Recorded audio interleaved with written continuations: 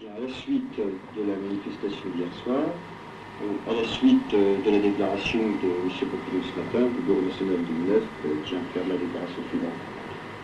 Tout d'abord, nous rendons responsables les forces de police de tous les événements qui sont survenus jusqu'à présent.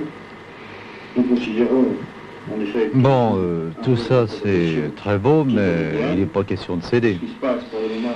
Le ministre est formel d'abord. Bon, leur grève, je crois qu'on ne va pas y couper.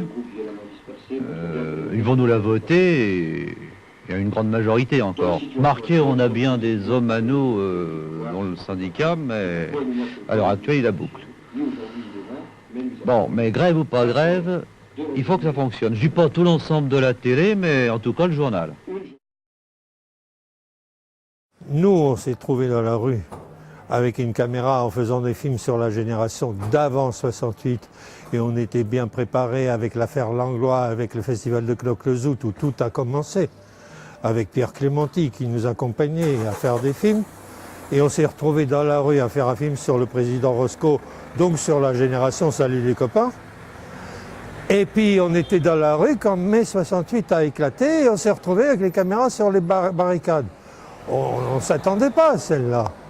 Donc le film a été tourné et une fois qu'on l'avait tourné et qu'on a bouleversé la chronologie parce que nos acteurs se trouvaient sur les barricades, dans les manifs et tout, mais on se demandait pourquoi. Alors on a inventé l'histoire explicative, comment ils se sont trouvés au milieu des bannières, au milieu des manifestants, à côté de têtes couronnées de la Révolution, alors que ce ne sont que des acteurs.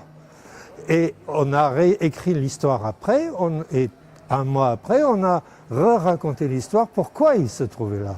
Et pourquoi ils étaient à la CGT, pourquoi ils militaient, pourquoi ils montaient des films de la télé.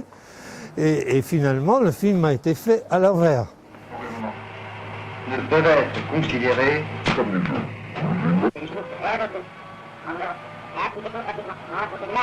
Voilà, si c'est un jeu contre De Gaulle qu'ils veulent que j'enlève.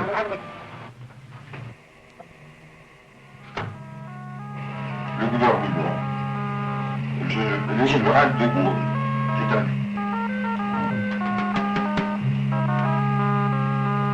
Il y a même deux séquences qui sont faites carrément par quelqu'un d'autre. C'est-à-dire, il y a une séquence qui a été faite par Vincent Duquesne et le générique montre la séquence suivante est de Vincent Duquesne. Et après, il y a une séquence faite par les ouvriers de l'usine occupée, l'impression d'un tract. L'imprimerie Sidi, fait en fait par les époux Villemont, par Jacques Villemont et sa femme, Liane. Et donc ce film, ils ne l'ont pas, même pas eux-mêmes, mais ils nous ont donné l'extrait tourné à l'usine. Et donc le film est un composite, une œuvre collective. Et celui qui décidait de tout, celui qui criait le moteur et coupé, c'était moi. Et celui qui produisait, c'était moi. Ça n'a pas coûté plus cher qu'une 2 chevaux. Mais mes élèves, mes copains se déplaçaient en 2 chevaux. Moi, je ne me suis pas payé de 2 chevaux. C'est le film. Il est toujours pas, la 2 chevaux n'est toujours pas amortie, soit dit. Venez tous dans la rue, sortez de vos maisons. Venez tous dans la rue, ouvriers, étudiants, plus parce que le film, d'abord, sous nationalité luxembourgeoise, est sorti au Festival de Locarno en 69. Il a été acclamé de partout. Les critiques étaient dithyrambiques et positifs. Louis Séguin écrivait que j'allais plus loin que Godard. Et ça, c'était très vexant pour les cahiers du cinéma. Et en plus, c'était Séguin, Louis, le grand Louis de Positif. C'est-à-dire, Positif nous avait pris sous notre aile.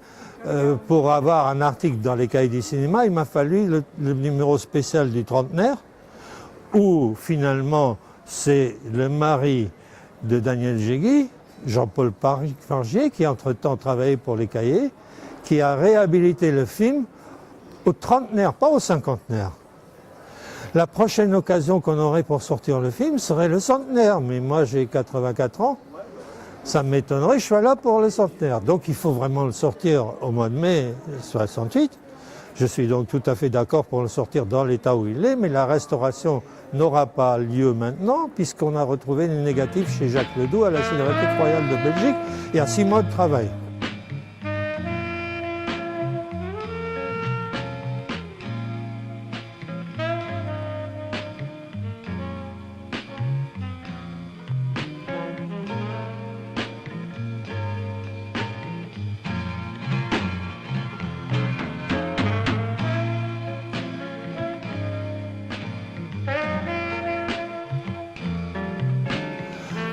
Mais c'est le seul long métrage ayant survécu au massacre des films des États généraux. Il faut bien comprendre que la presse a travaillé pour l'INA, c'est-à-dire l'INA n'existait pas, mais l'INA a récupéré les films tournés par les jaunes de la grève de 68, par les journalistes réquisitionnés par le service public. Il y a 50 plans qui appartiennent à l'INA et qui sont toujours les mêmes. Et tous les autres films ont été portés par sécurité en Belgique pour enlever la censure gaulliste. Et celui qui transportait les boîtes, il revenait de Cannes, il venait de tirer le rideau, c'était Louis Malle et William Klein. Ils viennent à Vaugirard, ils garent une estafette devant la porte de Vaugirard, et je vois Bill avec des boîtes et piles de négatifs. J'ai dit, mais Bill, je te donne un coup de main, qu'est-ce que tu fais? Et il me dit, De Gaulle contrôle tout, il faut mettre les négatifs en sécurité, on va en Belgique. Et ils sont, dans leur estafette, partis devant moi avec les négatifs, à Bruxelles, poser le film au laboratoire Meurthe-Titra, où les films ont été déchiquetés et vendus en stock shot. C'est-à-dire tous les films d'Alain Resnais, du groupe Medvekin, de tout le truc, de tout ce qui a été fait sur mai 68, ont été charcutés et vendus en stock shot. Et les portes étaient ouvertes du labo qui a fait faillite. Et personne, il n'y a pas d'autre long métrage sur mai 68. Sauvageau, premier art. Bien, à la suite de la manifestation d'hier soir, à la suite de la déclaration de M. Pompidou ce matin, le Bureau national de l'UNEF tient à faire la déclaration suivante. Tout d'abord, nous rendons responsables les forces de police de tous les événements qui sont survenus jusqu'à présent. Nous considérons en effet qu'elles jouent un rôle de provocation qui est indéniable. Et ce qui se passe pour le moment dans le quartier latin avec le rassemblement d'étudiants, de quelques étudiants, de groupes violemment dispersés, montre bien quel est le rôle véritable des forces de police. Dans la situation actuelle, nous appelons les étudiants à ne pas réagir vis-à-vis du pouvoir sur ce terrain. C'est pourquoi nous n'appelons pas une manifestation, ni aujourd'hui ni demain, mais nous appelons à faire de la journée de lundi prochain, 27 mai, une journée de solidarité nationale. Quelque part, ça rajoute quelque chose. Les surexpositions, les sous-expositions, les tremblements de zoom, les chercheurs de points. Il se trouve que les plans de manif qu'on a filmés sont des plans de manif authentiques, alors que les vrais ont disparu. Mais pratiquement, il y a des plans inédits qu'on n'a jamais vus, des vrais manifs de mai 68 et de juin, puisqu'il s'agit de la grève des journalistes et de la censure à la télé. Le film parle essentiellement de ce mouvement-là, mais le voit naître à partir d'avril 68, conférence de presse, puis petite emprise de la censure, puis recrutement pendant la grève de journalistes dits jaunes, mais les cégétistes collaborent, et il censure lui-même des extraits de films. Et après s'engage la plus grande grève de France, partout, dans les facs, dans les universités, dans les usines, mais aussi la grève des journalistes fut la plus longue de toutes. Et quand elle s'est terminée par le licenciement de 102 journalistes, dont toutes les têtes connues. Soyez cependant persuadés que tous les personnels de cette maison, vaste et complexe, dont beaucoup travaillent d'ailleurs à votre intention cette nuit, que tous ces personnels, qu'il s'agisse des artistes ou des journalistes, qu'il s'agisse des techniciens ou des agents administratifs, sont profondément animés de la volonté d'assurer pleinement et dans les meilleures conditions le service public dont ils ont la charge. Venez tous dans la rue, sortez de vos maisons.